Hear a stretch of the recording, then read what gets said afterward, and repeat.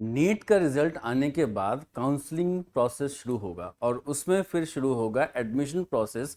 जिसने जितना रैंक या मार्क्स लिया है उसके हिसाब से एनएमसीयू उनको काउंसलिंग के वक्त अच्छे कॉलेजेस अलॉट करेगी। आप सबको ये डाउट होगा या सवाल होंगे कि किस कॉलेज में क्या है, कैसी पढ़ाई है, कैसी फीस है, कितने फीस में पूरी एमबीबीएस हो जाएगी। और ये सब कई जगह बाहर देखें तो बहुत ज़्यादा मिसकॉन्सेप्शंस हैं। तो इन सब को अगर हटा दें, पहले एक चीज़ पे आप लोग फोकस करो, वो है पढ़ाई, जो कि सिर्फ आपके हाथ में है, क्योंकि बाकी सब आपके हाथ में या किसी के हाथ में नहीं है। तो अगर वो आप सबसे अच्छा कर लेते हो तो आपको कौन रोक सकता है। मीन्स क्या एम्स के दरवाजे बंद हो जाएंगे बोलते हुए कि नहीं आप नहीं आ सकते?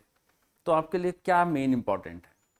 फीस तो जो है वो है, बट इस फीस में चाहे एम्स के कॉलेज हो, चाहे मौलाना आज़ाद हो या कोई भी सरकारी कॉलेज हो, आपको आने से कौन रोक रहा है?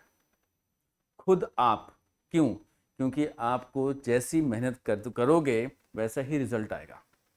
मैं कोरा में अक्सर क्वेश्चंस के आंसर देते हुए बच्चों से ये देखता रहता हूँ, बात करता हूँ, जो पूछते हैं कि हम क्या पढ़ें, कैसे पढ़ें कि ये मार्क्स आ जाए। आप सबको पता है कि पिछले 4-5 साल से सारा पेपर एनसीईआरटी के अंदर से आ रहा है। मतलब एनसीईआरटी ही मेन बुक है, चाहे कोई भी सब्जेक्ट हो। अगर उसके बावजूद आप बिना एनसीईआरटी कंप्लीट किए हुए बाकी सारी बुक्स को पढ़ रहे हो जिसका कोई वैल्यू नहीं है, अगर आपको एनसीईआरटी के वर्ड टू वर्ड ठीक से याद नहीं है तो वैसे ही सिलेक्शन नहीं होना। और अगर आप उसके अलावा पढ़ के एग्ज़ाम देते भी हो तो गवर्नमेंट कॉलेज तो बहुत दूर की बात है। कहीं ऐसा ना हो कि आगे जाके कंपटीशन इतना टफ हो जाए, भले ही सीट भर जाए, क्योंकि बच्चे लगातार बढ़ रहे हैं।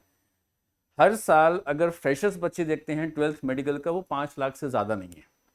लेकिन आप देख रहे हो नीट एस्पिरेंट्स 22 लाख, पिछली बार 20 लाख, उसके पहले 18 लाख, हर साल बढ़ रहे हैं 2-2 लाख के हिसाब से। वो कहाँ से आ रहे हैं?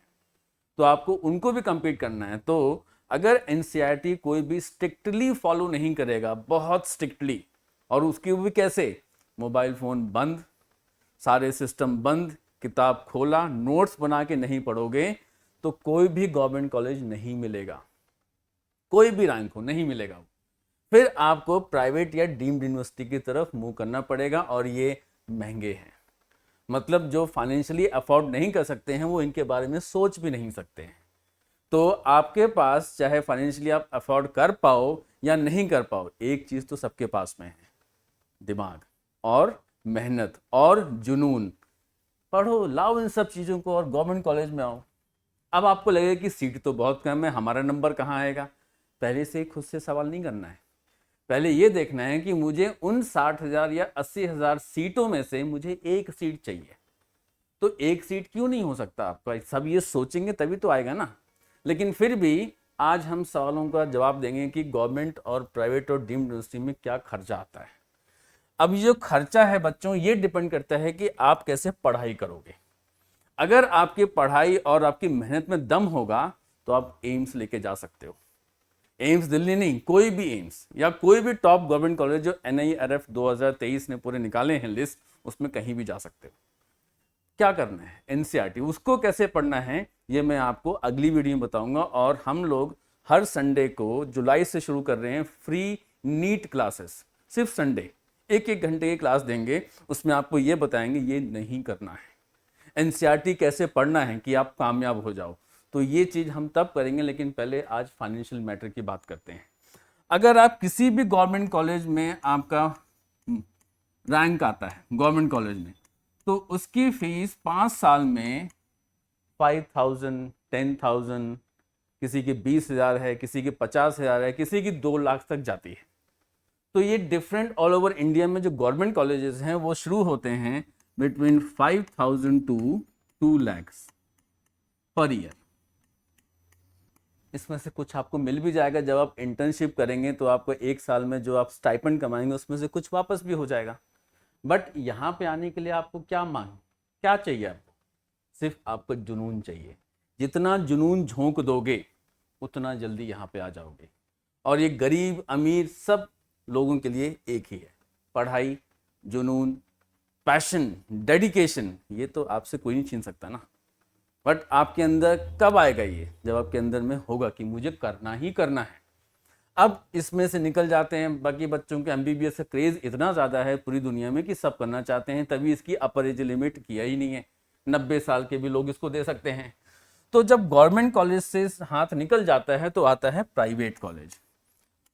कुछ प्राइवेट कॉलेज में गवर्नमेंट की सीट्स भी होती हैं, तो उसके में भी आपको मार्क्स लाने पड़ेंगे, क्योंकि बिना मार्क्स के तो कुछ है ही नहीं, पढ़ना तो पड़ेगा।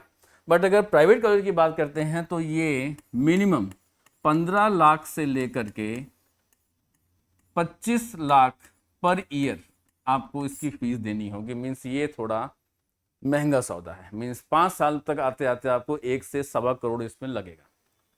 बट क्यों लगा रहे हो भाई, पढ़ना ही तो है, पढ़ो। 1 साल का टाइम है, कमरा बंद करके एनसीईआरटी खोल के पढ़ो। ऑनलाइन बंद करना पड़ेगा, ऑनलाइन करना है लेकिन कम, क्योंकि सब एनएमसी ने बता दिया है कि आपका सारा डिटेल एनसीईआरटी से। इवन आप इस साल का पेपर भी मैंने वीडियो में डाल रखा है, जूलॉजी बॉटनी के एक एक क्वेश्चन एनसीईआरटी की लाइन से उठ के आया है। तो अगर आपने एनसीईआरटी को ध्यान से नहीं पढ़ा है और लाइन टू लाइन रिमेंबर नहीं किया, एग्जाम्पल नहीं किए हैं, तो गवर्नमेंट कॉलेज तो नहीं मिलेगा। फिर आप जितनी मर्जी एफर्ट कर लो आसपास के दूसरे सोर्सेज से, वो नहीं मिलेगा। और एनसीईआरटी अब तो इतना आसान हो गया है, सिलेबस कम होता जा रहा है। मेरे को ये डाउट है कि क्वेश्चन बनेंगे कहाँ से। उसके बावजूद भी हर साल बच्चे फिर 300, 400, 500 में लटकते हैं। रटना नहीं है, एनसीईआरटी खोल करके नोट्स बनाना शुरू कर दो। मैं आपको जुलाई से ये चीज़ बताना शुरू करूँगा कैसे खुद पढ़ना है। खुद पढ़ोगे तो खुद के लिए काम आएगा। जुलाई में क्लासेस देखते रहना, लाइव स्ट्रीमिंग करेंगे हम आपके लिए। अब उसके बाद है डीम्ड यूनिवर्सिटी, ऑटोनोमस बॉडी होती है, इनकी फीस और ज़्यादा होती है। तो गवर्नमेंट, प्राइवेट और डीम्ड यूनिवर्सिटी की फीस लगातार अगर हम देखें तो नंबर कम आएंगे तो प्राइवेट और कम आएंगे, डीम्ड इस तरीके से। और जब इसमें भी लोग बच्चे अब डीम्ड और प्राइवेट में बहुत कम लोग अफोर्ड कर पाते हैं, तो मैक्सिमम क्या होता है, मैक्सिमम बच्चे आउट ऑफ इंडिया की तरफ रुख करते हैं। वो भी अच्छा है, लेकिन वहाँ पे exposure, patient exposure, practical details वो यहाँ पे बहुत कम है। नतीजा अब तो नेक्स्ट भी चालू हो गया है। तो अगर बाहर एजुकेशन के लिए जाते हैं तो पढ़ाई तो यहाँ पे जाके एग्ज़ाम तो एक ही हो गया है, और नेक्स्ट एग्ज़ाम एम्स कंडक्ट करने वाला है, जो कि इंडिया का नंबर 1 और टफ लेवल पे होता है, क्योंकि सबका सपना ही वही है। तो आप जहाँ से पढ़ रहे हो वो मैटर नहीं करता, लेकिन नेक्स्ट एग्ज़ाम क्रैक नहीं हुआ तो समझ में वो दिक्कत है कि आपको आगे की सीट इंडिया में तो पीजी की नहीं मिलेगी। वो भी या तो बाहर से करना पड़ेगा या तो फिर प्राइवेट में कम मार्क्स देकर हाई फीस में करना पड़ेगा।